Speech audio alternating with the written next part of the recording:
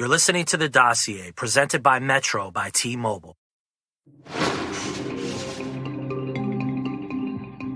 8 years, 3 months, and 29 days.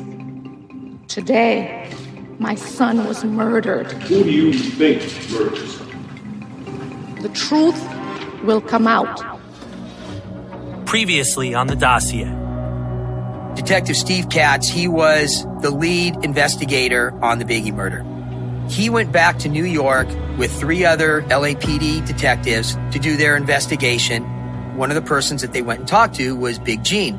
And he picked out and circled Amir Muhammad in a 6-pack and said that was the guy that he confronted outside the Peterson when the award show was over, who was standing right outside of Puffy's car. Big Gene kind of showed him, brandished his gun, showed him he had his gun. So Big Gene said, he goes, I will have that image etched in my mind forever. I know that face. This is the guy. You are now listening to episode 5 of The Dossier, Psycho Mike Robinson in The Handler. For years, many investigators and journalists have tried to get their hands on photographs that exist of the night that Biggie was killed. FBI agent Phil Carson saw these photographs, and one of the main witnesses in the murder of Biggie, Eugene Deal, has also seen these photographs. Phil Carson has told me in these photographs is a picture of Amir Muhammad and pictures of David Mack and Rafael Perez at the Peterson Automotive Museum where Biggie was killed. Phil Carson wasn't able to make copies of these photographs. What he did make a copy of is a screenshot of surveillance video taken from the cameras at the museum that night. The LAPD also has video from the night Biggie was killed. That video was never shown to Phil, or it has disappeared. In your opinion, and I think this has been a contention by many, many people who have looked into this, of that night, there was either a lot of photographs that was in the possession of the LAPD or even surveillance video that existed of that night. There was a shitload of it. I saw it. Yeah. I saw it originally. But then when I went back, because at first when we went there, first of all, when myself, Maura, and Sambar, when we looked at the murder file of LAPD at Deputy Chief Jim McDonald's office, we were specifically told you cannot make copies of anything. You can take some notes, but you cannot make any copies. We're like, okay, cool, fine. And understand at this time, and even when I had gone back and talked to Big Gene, I don't have this train of thought that, okay, this person or these people were involved in murdering Biggie, so I need to try to gather enough evidence to prove it. I'm still wide open in my mind of just trying to say, let's just gather all the evidence we can and let the evidence speak for itself. I don't care who it is. I don't care if it's Joe Blow. And if it's not a police officer that was involved, then great. I don't enjoy investigating, my fellow cops and stuff like that. But I'll let the evidence speak for itself. So Big Gene said, you need to get a copy of that photo. Well, I did see that photo when I went back and I talked to Steve Katz. When I went back the second time, and again, I've got Special Agent Jaeger with me, who's on my squad. Those photos were now taken out of that book. That's when I went back to my bosses, and it's documented in the FBI file that, and signed by my bosses, saying specifically, we want to look at all your photos in the Biggie book, as well as specifically the photo that's of Big Gene, who we believe was Amir Muhammad or just a person of interest, standing next to Puffy's car, that this photo was shown by Detective Katz along with 3 of his other detectives, which is documented to Big Gene. Everybody says that, no, we never showed him any photo like that, and there's no photo that exists. And I'm like, okay, then why did you write a memo and make it part of your case file, which is now part of my FBI case file, that you did show him that photo? I mean, it doesn't make sense. It's embarrassing that they didn't say that. When this happens at that moment, is this one of the first indications that something is a little bit off up to this point? Absolutely. And again, you're not finding a smoking gun, but you're finding all this evidence that's just piling up.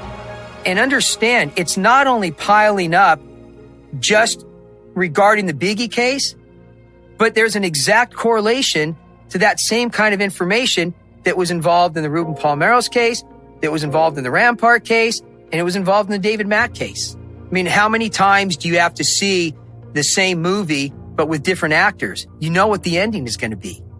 Yeah. And that's exactly what we were looking at here. So it seems, and you can correct me if I'm wrong, on your trip to New York, you get a serious piece of information. Did you get any information from Puffy at all or no? No, but what got his attention was I told him that Biggie wasn't the intended target. Puffy was. And that kind of stopped him in his tracks. And he cooperated. He was very friendly. But also at that same time, he's seeing his popularity skyrocket, and his wealth, he's becoming, he is a mogul, but he's becoming a bigger mogul at this time. And dare I say that he can't bring Biggie back, and he feels horrible about it because that's one of his best friends. But at the same time, he's not going to want to bury himself and drag down his business and put another target on his back, because he was the intended target. Advertising the club, they played the thing 30 times. You know what I'm saying? I was always bouncing around and everything, trying to chase the ladies and have fun, and just was the real I was more personable. He liked to sit in the cut, you know what I'm saying? Just smoke his weed. And I was like, yo, tonight is special. We done did something special. You know what I'm saying? He was supposed to go to London the next day. And then he was like, yo, I never get to chill with you, man. We done did something great. Can I just postpone London for one more day? And I was like, nah, you need to go to London. He just missed the plane. You know what I'm saying? And I was just like, and he showed up at the crib I was at, said, what's up? Yo, let's go to the Soul Train joint. And so we there, and he was just like, yo, but tonight though, I want to chill. And so that's why you got all them pictures of us in the cut with the crystal and all that. We was just chilling. We just chilling. He's definitely like off our game as far as, the intensity of the situation. We just like, we got loose. It's like a lot of cats, get caught slipping. We just felt loose. We felt too comfortable, And so we went out. We had a great night.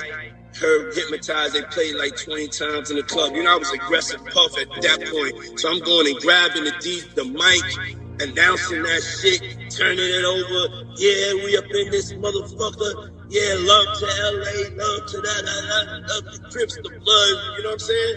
I'm comfy. You know what I'm saying? Too comfy. And, but he got to hear the records. And then when we got out of when we left out of there, you know what I'm saying? Life was changed forever. It just so happened that Big Gene was doing his job as well as all of Puffy's security was doing. And Biggie didn't have any. Biggie didn't have any security. And I guess the easiest way to explain it, and I explained it to Puffy, and then he understood it. He got it. Whenever Puffy traveled, he had a full entourage of people. And whatever city he would go into, especially LA, he not only brought his own entourage of people, but then they would reach out and get a couple other like LAPD or some locals for local knowledge and all that sort of stuff. Biggie had come out about a month before these awards show. He didn't come out with any security. He came out with Little C's.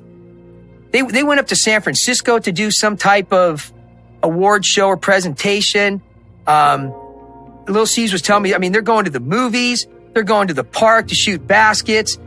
If somebody wanted to kill Biggie, you sure as hell are not going to wait for the evening at the Peterson for the awards show and potentially have hundreds of cops around, hundreds of other personal security around, why in the world would you wait at that time to kill Biggie when you could have picked out any other day at any other time for the whole previous month and that he had zero protection around him? And when I explained that to Puffy, it got his attention. Like I was in a state of like shock, you know what I'm saying? Because this wasn't like a tough guy bumping into nobody. Big ain't mess with nobody. He ain't go and say nothing disrespectful about Pop or Suge or nothing like that. You know what I'm saying? Just holding his head, you know what I'm saying? Taking a, I was like, yo, what the fuck? What the fuck is this? Like this is just, and then I was just frozen. I was just in shock until the day I made missing. That's the first day I went out the house. You know what I'm saying? First they went and they went and hid me upstate somewhere. You know what I'm saying? Because they were just concerned about me. Now, like it's my family. You know what I'm saying? For like 2 weeks, and then I just went home, and you know, one day I heard the Sting joint, and then I went to the studio with Missing, and I just started to get up and fight back and make sure the world would know he's a legend forever. And now when this thing is over, we get inducted in the Rock and Roll Hall of Fame. And that's what the fuck is up. So, you have Big Gene, and let's talk about your thought process with Amir Muhammad. Is that where you go next after you go to New York and you start to realize, hey, there's this photo that exists. Big Gene is telling me this is your shooter. Now, again, like you said, you're not necessarily trying to solve this murder. You're trying to gather as much information to understand, was there LAPD involvement in this murder, right? Correct. So after you go to New York, it seems like you now have even more information than you already had. What was your next step as you remember it or you recollect? Well, two things are happening at this point. One is all fingers are pointing to LAPD involvement and, dare I say, Amir Muhammad involvement. And the other half of it is all the evidence that I'm gathering is also not pointing to any other direction. If it was, I would look into it. Again, I got nothing against LAPD, or I mean, they're my friends, right?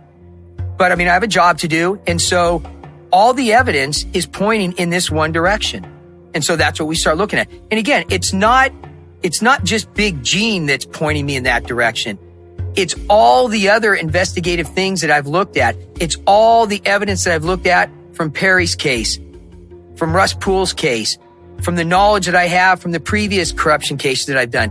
Everything is pointing towards LAPD involvement. And understand, even everybody else that may come up with some crazy theory of who might have killed Biggie, the one constant that every witness and every investigator always says to me was, there is no way in hell one person could have pulled this off.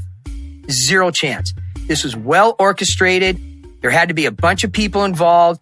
They were well organized. They had to have the resources and the technology to communicate, because there was no way you could have uniformed police officers right there, which is crazy to think, because you would never have an event like that without uniformed police officers. So everything was pointing towards LAPD's involvement. That wasn't my choice. That's just what the evidence said. So at that moment in your investigation, when you're saying everything is pointing in the direction of LAPD involvement, does that indicate in your mind that you were specifically looking at Rafael Perez, David Mack, maybe Kevin Gaines, maybe Sammy Martin, maybe Nino Durden? Are those the players that you're looking at that point? Or you're just open to, hey, this was very organized, so I'm open to any information or any leads that I'm going to get? Or did you say to yourself, because of what Russ Poole did, because of what Perry Sanders was doing, that you could hone in on these particular individuals? No, I was open to anything and everything that I saw. At the same time, I'm not going to ignore the knowledge that I had from these other corruption cases. Well, that's basically what it appears to be, a retaliation. Okay, and I think Suge Knight wanted it to look that way. Okay, but had we been able to aggressively investigate and had the heart to connect the two and do a thorough investigation, I think we probably would have found out more information. And why didn't you? Well, there's a lot of factors, but I think the fact that law enforcement officers were working for death row, and that was a scandal in itself, okay? The fact that law enforcement officers were working for gangsters, known felons, basically organized crime, because it was no secret that Death Row Records was involved in drug trafficking. One of the key components of the FBI investigation is that Phil Carson wanted to try and get the alleged triggerman, Amir Muhammad, on a wire. In order to do that, he enlisted the help of a career criminal informant named Psycho Mike, or Michael Robinson. Robinson's personal history in connection to the Biggie murder has always been steeped in mystery and rumors. The facts are hazy, but here's what I know and what information I have. Psycho Mike was described to me by at least two people as one of the most reliable and productive informants that the LA County Sheriff's Office has ever had. He helped on hundreds of cases, not only for them, but also with the FBI. Psycho Mike was a former Black Guerrilla family member, which is one of the most feared prison gangs across the United States. Another key piece of information here was that Psycho Mike's brother was a known hitman. It was his brother who knew Amir Muhammad and traveled in the same circles. So from a chronology standpoint, you're looking at all this, you got all of this information. Catch me up. When you meet Tim Flaherty is Psycho Mike Robinson's handler. Correct. Right? And he mentioned to me that he had a source who's now deceased that I can talk about, but had already been outed in the newspaper, Psycho Mike, Michael Robinson. And so I got together with Tim and we met with Michael Robinson, and he told us a whole backstory. He is, as far as you can tell, a lifelong career informant for law enforcement. And incredibly successful, not just for the FBI, but for the Sheriff's Department. I believe his name was Detective Richard Valderrama. Valdemar was his handler at the Sheriff's Department. And again, before I even looked into possibly trying to utilize Psycho Mike, Michael Robinson, I talked extensively with Tim. I talked extensively with Richard Valdemar. And they not only had incredible things to say about Psycho Mike, but it's all documented. When you open up a source and you pay a source or you use information that a source provides you, it's all documented. And Psycho Mike was nails. And when I met with Tim, and I started getting the whole background of Psycho Mike and where he grew up, the people that he knew, the relationship of his brother, who had a direct relationship with Amir Muhammad, and all the things that he told me, everything was clicking there. The tactic that the LAPD used very wisely was to make sure that this case was never solved, was to discredit almost everyone involved. My job was to make sure that I found the right people to talk to. I tracked down Richard Valdemar. Valdemar was retired from the Los Angeles County Sheriff's Department after spending most of his 33 years on the job combating gangs. For the last 20 years, he was assigned to the Major Crimes Bureau. One other thing and this is important, Valdemar was the handler of Psycho Mike Robinson. A handler in law enforcement circles would have managed Robinson as an informant and made sure that he verified all of the information that he was given. He had a couple of different monikers, but because of, they thought he was crazy. He was on medication. He was a very violent gang member, and he went to prison. When he went to prison, this particular doctor, a very good doctor in the prison system, found out that what his violence was related to some kind of chemical deficiency. And the doctor in prison, concocted a cocktail of different psychotropic drugs. And he found over the years, found the correct formulation. And once Michael was on those drugs, he never had mental problems. But because of that history, and because sometimes he didn't, like for instance, he was perfectly normal with that medication, and then the prison system released him to the street where he would not receive those drugs. So when he was on the street, the lack of those drugs took some time for him to find a doctor who would prescribe him that same cocktail. In fact, I fought very hard to get I probably broke the Hippocratic Oath, forcing the doctor in the prison system to give me the formulation so I could give it to his doctor on the outside. But once he received those medications, he settled right down. But that was over a long period of time. There's a lot of incidents that occur like that, and a lot of people said that he was a crack user, or he didn't use drugs or even drink, because if he drank or used drugs, that cocktail formulation would not work. So that's another shocking thing. People all thought he was a drug dealer, but he didn't. He couldn't because of the medication.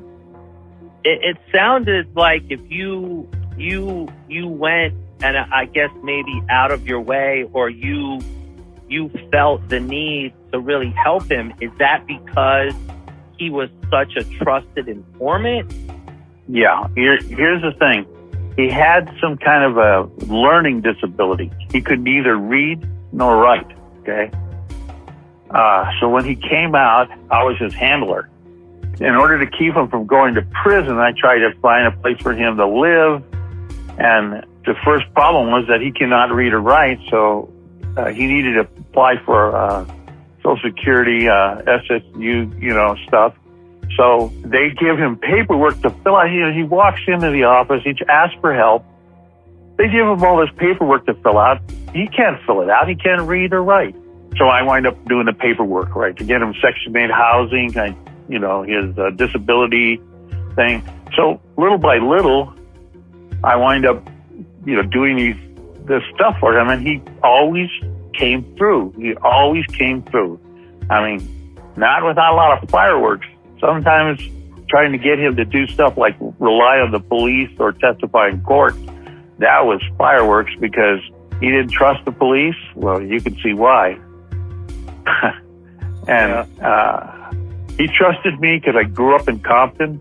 He introduced me to his family as his brother, things like that. I mean, so we had this relationship, but he would say something to me and everybody would tell me, that's impossible. That's impossible. That couldn't be true. And then it turned out to be true. What made him such a great informant? Was he just such a part of that world for so long? Yes. Not only him, but, his brother, relatives of his. It's very difficult to explain how many contacts he had in the world, the prison world, and the street. This area of Compton that he comes from is very, very dangerous, and that's where I grew up, Willowbrook. Compton's a bad place, but Willowbrook is worse, and Watts is a bad place, but this Willowbrook area, Fruit Town, Piru, there's the Crips that he belonged to, the Lantana Block. These guys, they're serious gangsters. It's what the people like NWA try to emulate, but they're not even close to what these guys were. Was his brother a contract killer? Was that true, or was that something that was also made up? Well, he said it was true. That's how he found, or that's how he met Amir, the Muslim friend with Mac and Perez. So he talks about the party that he met him at because his brother had been a paid killer as well. You know, Mike ran into those heavy circles. This is the Black Gorilla Family contacts. Black Gorilla Family is a prison gang that controls all black street gangs, whether they're Crip or Blood. Next of the big four prison gangs, I like to call them California's version of the Axis of Evil, was the Black Gorilla Family. Two of their founders were George Jackson and W.L. Nolan, who were housed together in 1967 at San Quentin Prison. They began as an African-American revolutionary group with an anti-establishment ideology. During the formative years of the BGF, some of the hardcore members were Hugo Yogi Pennell, James Doc Holliday, W.L. Nolan, and George Jackson, just to name a few. What I needed to do throughout the process of finding all of this information is that I had to make sure various pieces of it checked out. I was talking to sources who were career criminals who had manipulated the system. The shocking reality is, the more people I talked to, the picture became clear. The information that Psycho Mike provided, standing on its own, doesn't hold up. When it does hold up, is when you have trusted police like Richard Valdemar, Phil Carson, and Tim Flaherty vouching for him. Guys like Phil, Richard, and Tim Flaherty were not run-of-the-mill cops. These were the guys that you made movies about. They were hard-boiled investigators with many convictions under their belt. They were good police, as they say. Valdemar filled me in as to why Psycho Mike would even know about Amir Muhammad and why the circles he ran in were some of the most vicious in the Los Angeles underworld. They're that powerful. Yes, very, and Doc Holliday, he was the head at the time of the Black Gorilla Family. Doc Holliday was also the leader of the Sudanese Liberation Army. And George Jackson, the founder of the Black Gorilla Family. These are legendary names that Mike knew and had associations with. The thing that I'm trying to put together by reading these FBI documents is, at what point did Michael decide that he had information about Amir Muhammad? Eventually, my team is the one to arrest Suge Knight. I think we arrested him on 3 different separate occasions. So that started him talking about what he knew. And he was just telling this to you at that point. How does he end up being found out where they want him to be deposed and all that stuff? That was when I was working with Sergio that he did the deposition. Sergio Robledo was the private investigator hired by Biggie's mom, Valletta Wallace, to work with her lawyer, Perry Sanders. Sergio was important to me, and he would become a mentor and a dear friend. As I drove around Los Angeles hunting for more information, I would call Sergio almost every day. He was very strategic about what he would tell me, often talking in riddles. See, at the time he was under a gag order about some of his investigative work product in the Biggie civil trial. He would give me pieces of information. Then, when I came back to him with what I found out, he would be astounded. One day, Sergio sat me down and he asked me if I had checked my surroundings when I left my hotel in LA. He was concerned for my safety. And coming from him, I didn't take that lightly.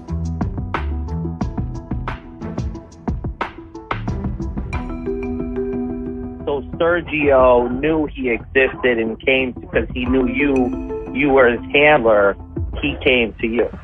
Yeah, I was the only one who could basically control Mike without him. Because he doesn't trust the police, you know, he doesn't trust the system, the court system, that type of thing. And he had done a huge case against the BGF in the Nickerson Gardens with Timothy Flaherty. And I got him to testify in court because, you know, he did the case, the hand-to-hand drug buy, but he would not testify. And I finally convinced him to testify. Once he got on the stand, he testified like a professional. I was really worried because, you know, he's volatile, and if you push him, especially in the stand, he's liable to, you know, explode.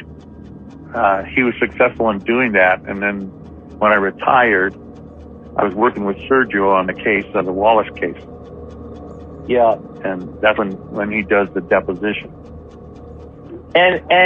And Richard, I guess the question is, because if you buy into what the media says, did you believe Mike in what he was saying and what he knew in regards to the Suge Knight and Mac and Perez and all that stuff? Okay, I would wind back to when he first started talking to me about corruption, because I'm working in the Compton area. Yeah. And he was telling me from the beginning, he said, Reggie Wright was a crook. This is when Reggie was an active Compton police officer. Yeah. And he said, Reggie Wright, the Crips say, how many Bloods has Reggie Wright arrested? And the answer to that, they all laughed, is none, because Reggie Wright is a Blood. And at the end of my career, I also was the bodyguard assigned by the sheriff's department to protect Omar Bradley, the mayor of Compton, who's also a Blood. So I didn't have all the pieces. I had little scattered pieces. And then when the Wallace came up, and then I started working with Sergio, then was able to get some of the information to put it together from Mike.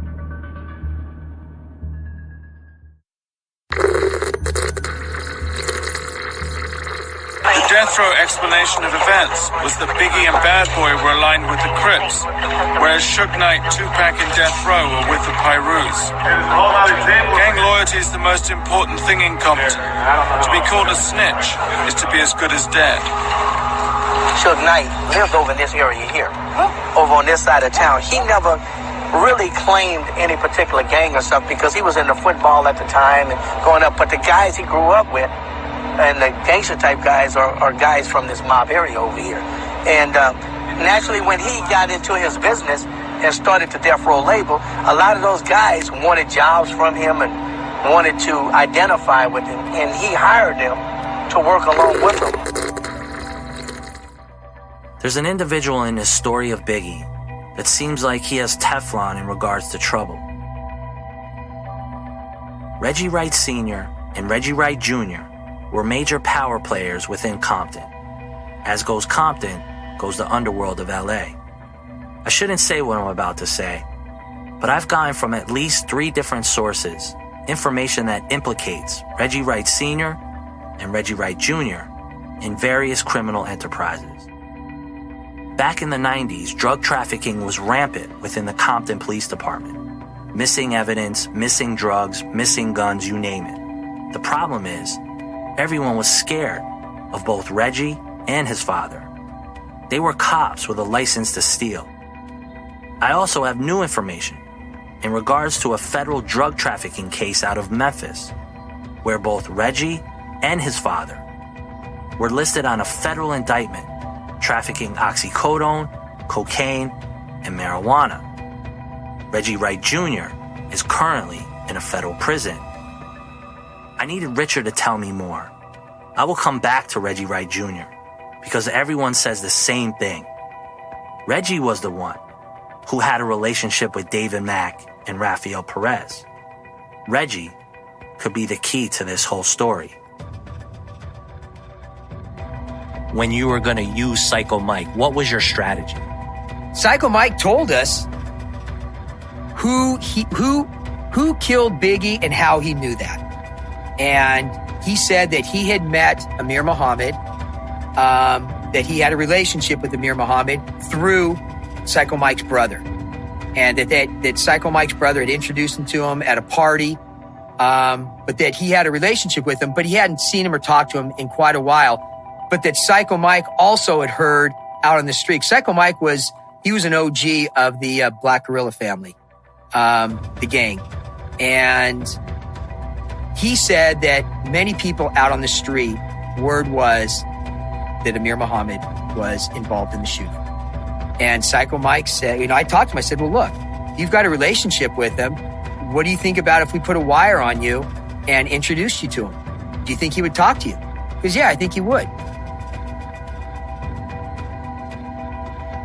Next time on the Dossier. LAPD could not find Amir Muhammad. I found Amir Muhammad. We were going to send Psycho Mike with a wire on to go and talk to him at his house. Once we set all that up, I reached out to Detective Katz and the homicide people. So just to be clear, you want to wire Psycho Mike to go and try and get information or talk to Amir Muhammad. And again, you go to the LAPD and say, this is what I'm going to do, right? Right. This is how I'm going to do it. Do you want to be a part of it?